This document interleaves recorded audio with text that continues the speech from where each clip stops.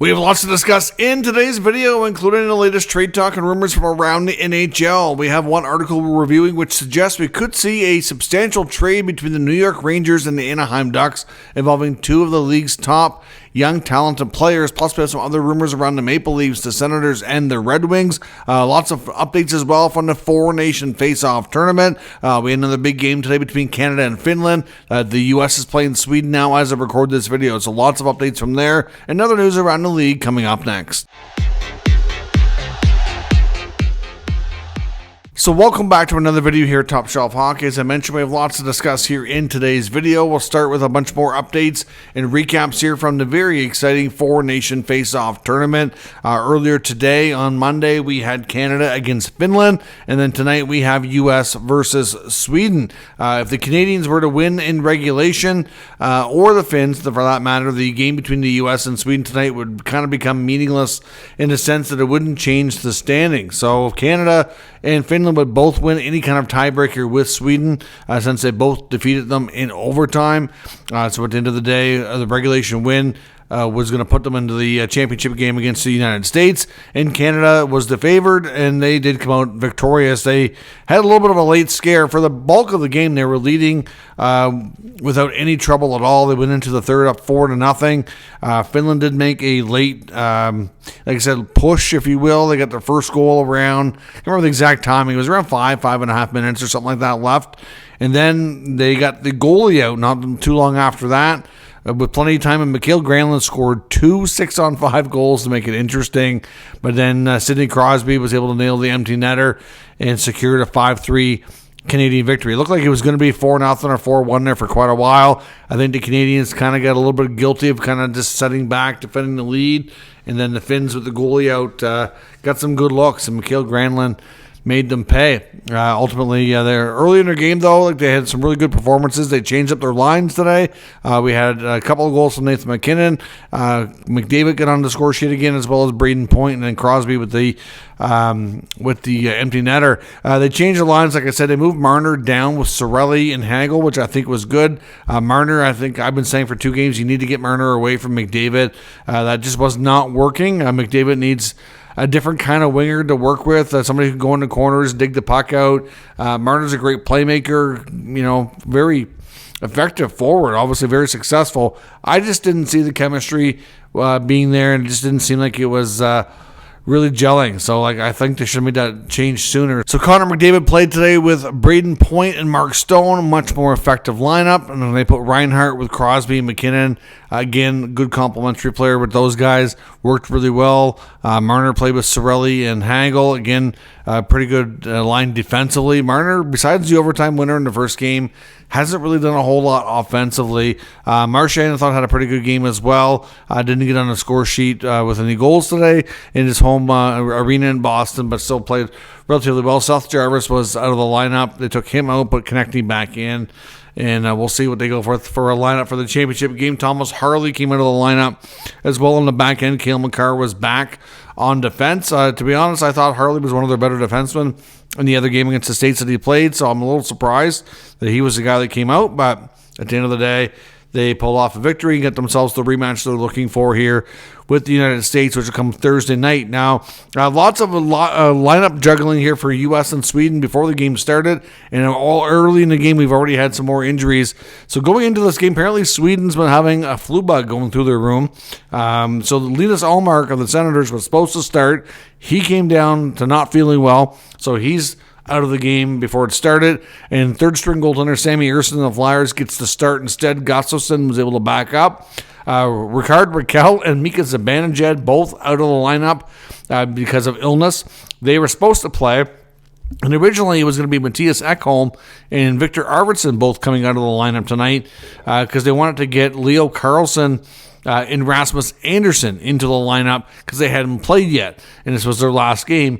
But with Raquel and Zibanejad getting sick, Ekholm and Arvidsson ended up being in the lineup anyway. So lots of maneuvering there on the U.S. side. Matthew Tkachuk, after getting hurt in the last game against Canada, he missed most of the third period. He is not playing tonight. Austin Matthews was pulled out as a late decision as well. They said he's battling something as well. They're calling it upper body soreness. So that's not good news as well. Charlie McAvoy is out tonight. Again, he's dealing with, it's more than just resting. He is dealing with a bit of an injury of some sort. And then Brady Tkachuk of the Senators, in the early moments of the first period, crashed into the goaltender in the net, driving to the net, got taken down. Looked like he kind of made contact with looked like his hip, combination of the post or the goalie pad skate area, and he left the bench, went down the tunnel. He did come back. He took a shift. Looked like he was skating around trying to feel it out. Looked like he kept shaking his left leg, and then he did not return to come out for the second period, so he's out of the game tonight as well. So that's a lot of injuries. Chris Kreider and Jake Sanderson both getting into the lineup tonight. Jake Ottinger starting in goal. Hellebuck is getting rested tonight. So Ottinger was starting. Swayman was backing up. So lots of moving parts there. So for the U.S. going into the championship game, now, of course, as I record this video, the game's not over. But going into that championship game on Thursday night, they now have injuries that they're dealing with Brady Tkachuk, Matthew Tkachuk, Austin Matthews, and Charlie McAvoy. And Vincent Trocheck, who's never left the game, but he did take a puck off his hand and looked like it was something that he went down the tunnel for a while as well. I don't know if he's just trying to get it out because they're already shorthanded, or if it's a case where he is legitimately okay. We'll see, but the U.S. might be in trouble here with some injuries. So lots to keep an eye on. I'm sure all or most of those players will likely play in a championship game. But at the same time, you got to be concerned for their return to the NHL and their club teams if they're going back hurt after pushing themselves to try to win a championship. You understand. They want to play for their nation. They want to win.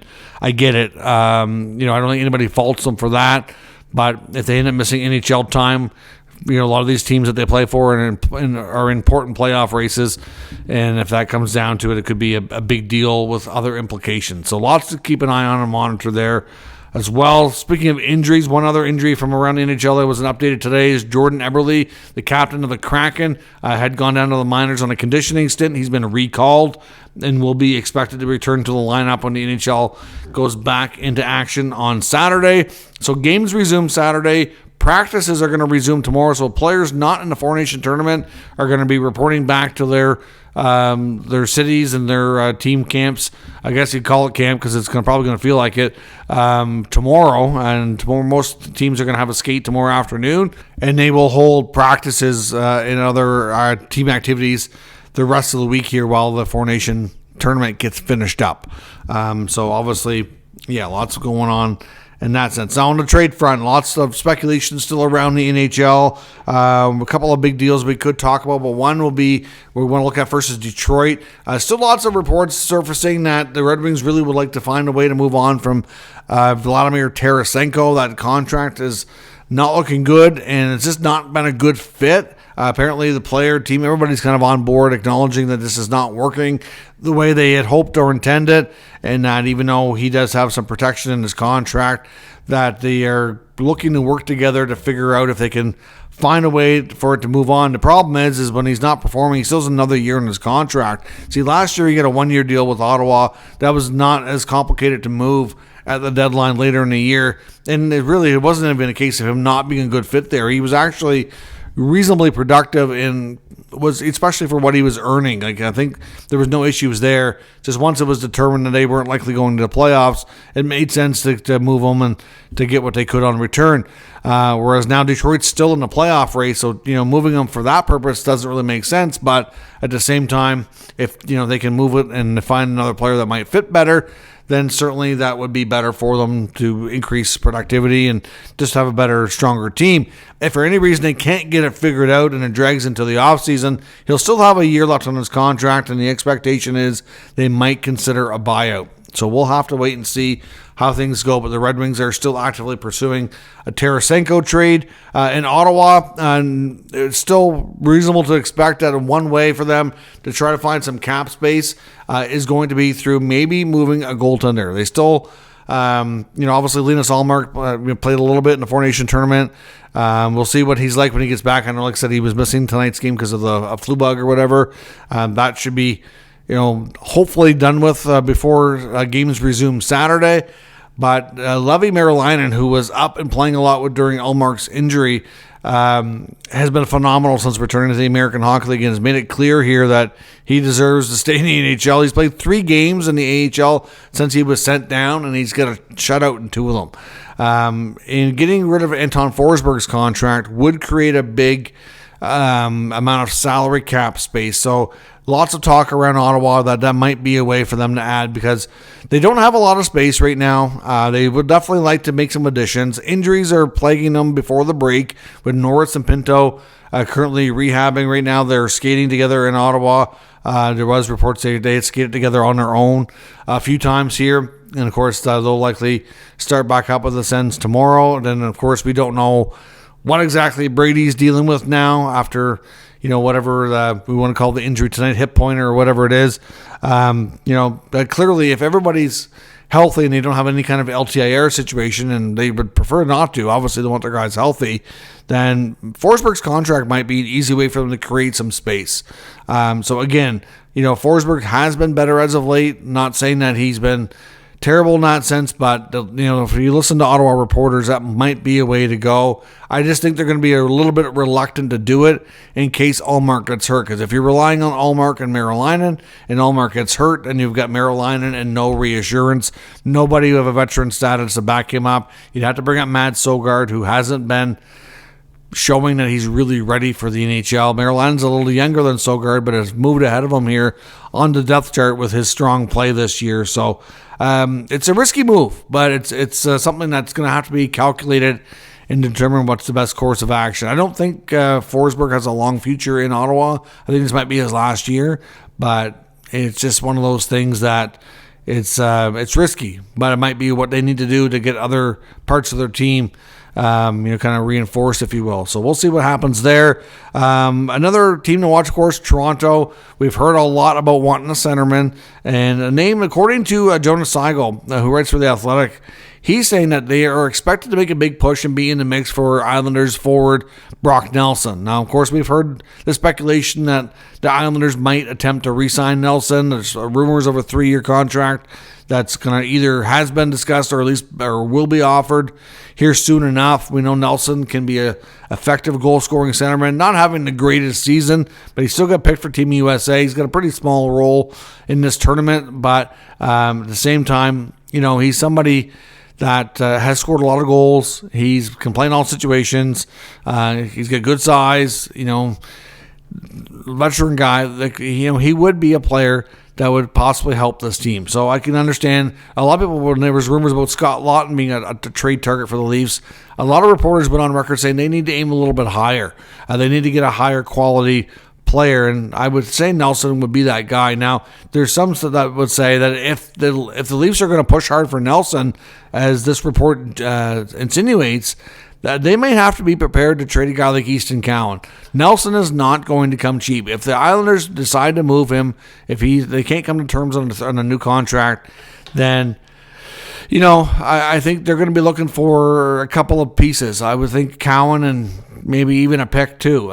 He's not going to come cheap. So we'll see if the Leafs are willing to do that. There had been some leaks before. More recently, though, we've heard about Brock Nelson either being more likely to re-sign, or if he was traded, we've heard more about more teams in the U.S., predominantly Minnesota and Dallas, some degree Winnipeg, because obviously a team like Winnipeg, if they're going to trade for Nelson, they would be likely wanting to re-sign him, and they could do it. And I know obviously the American-born forward is from the Minnesota area, but really Manitoba borders Minnesota. It's not unusual to think that could be a close-to-home situation that might work for him. So we'll see where things go. But the Leafs reportedly making a push for Nelson here after the Four Nation tournament. And lastly, I want to look at an article from the New York Post. Larry Brooks suggesting that the Rangers really considered trading former first overall pick Alexis Lafreniere, citing that even though he signed a new 7-year contract here recently, that based on his play this year, he's convinced that the player really needs a fresh start somewhere else. And he's suggesting a pretty substantial deal here with the Anaheim Ducks for Trevor Zegras. Again, another player, highly talented, highly rated during his draft year, was a very high pick. and could benefit from a change of scenery. We know Zegras is very marketable as well. I would probably enjoy and fit in the New York City kind of lifestyle.